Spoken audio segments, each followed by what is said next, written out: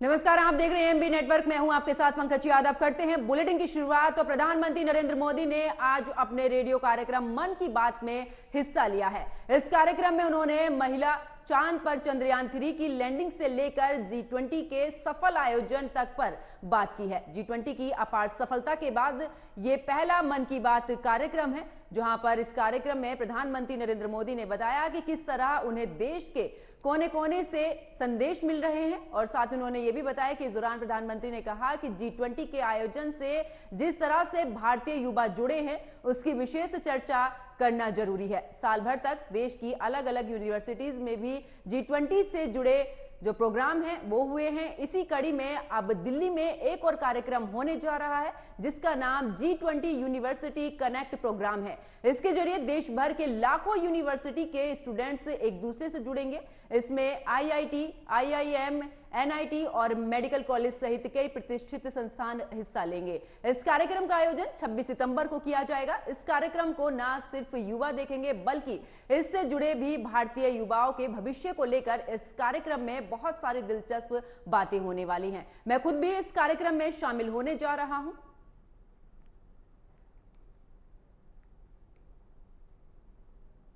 तो साथ ही मन की बात के 105वें एपिसोड में प्रधानमंत्री नरेंद्र मोदी ने चंद्रयान 3 और G20 समिट की सफलता पर चर्चा की। उन्होंने क्या कुछ खास बातें कही हैं, ग्राफिक्स के माध्यम से आपको बताते हैं। तो मन की बात में क्या कुछ कहा है। मन की बात का 105वां एपिसोड था। मन की बात के जरिए पीएम मोदी ने देश से इस दौरान संवाद किया है। यूपी का संभल जिला जन भागीदारी बना रहा है। भारत में लगातार बढ़ रही विश्व धरोहरों की इस दौरान संख्या है। विश्व पर्यटन दिवस पर भारत की विविधता के दर्शन और चंद्रयान 3 की लैंडिंग और G20 समिट को लेकर मिले सबसे ज्यादा पत्र। चंद्रयान 3 महाक्विज का भी जिक्र किया है प्रधानमंत्री नरेंद्र मोदी ने। महाक्विज में 15 लाख से ज्यादा लोगों ने हिस्सा लिया है।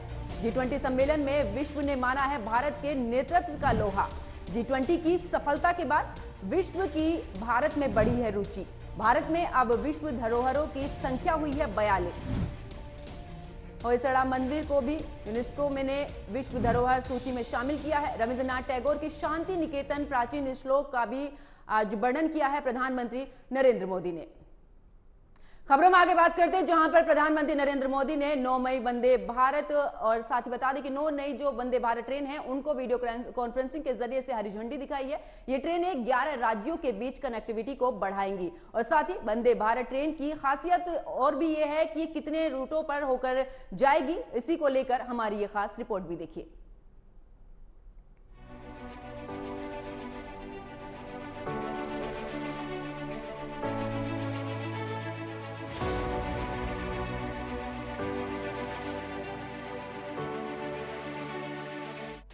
प्रधानमंत्री नरेंद्र मोदी ने आज 9 नए वंदे भारत एक्सप्रेस ट्रेनों को हरी झंडी दिखाई।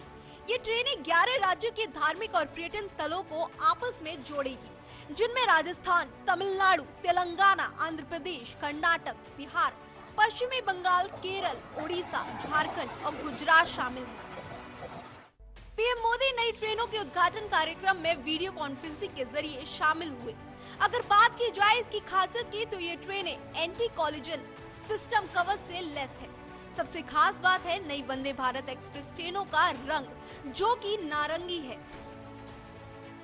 नई वंदे भारत रेलगाड़ियां उदयपुर, जयपुर, चेन्नई, हैदराबाद, बेंगलुरु, विजयवाड़ा, चेन्नई, पटना, हावड़ा, कासरगोड, तिरुवनंतपुरम, राउरकेला, भुवनेश्वर, पुरी, रांची, हावड़ा और जामनगर, अहमदाबाद के बीच चलेगी।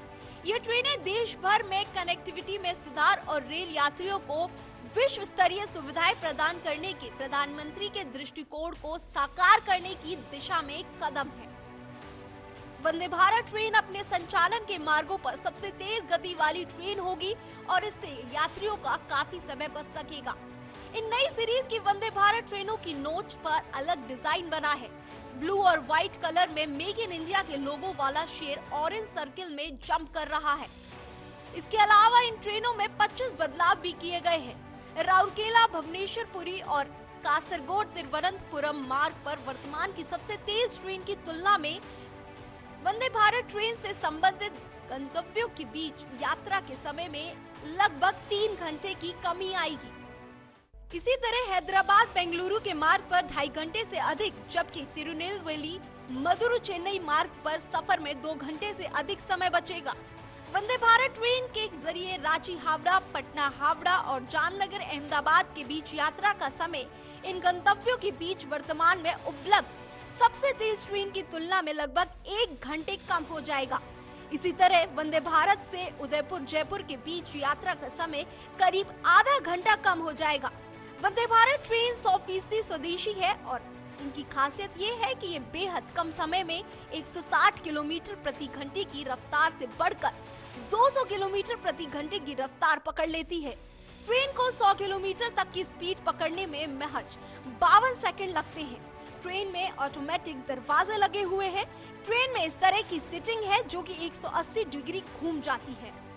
खैर, देश में सबसे पहले वंदे भारत ट्रेन 18 फरवरी 2019 को चलाई जा चुकी है, जो कि प्रधानमंत्री मोदी के नेतृत्व में चली थी। देश की राजधानी दिल्ली और वाराणसी के बीच में इसका ट्रायल हुआ था। ये ट्रेन प्रयागराज और कानपुर में रुकती है। इन सुविधाओं के बावजूद भी कुछ लोगों के मन में ये सवाल अभी भी उमड़ रहा होगा कि विकास के नाम पर आखिरकार प्रधानमंत्री ने किया क्या है। Bureau report, AMV network.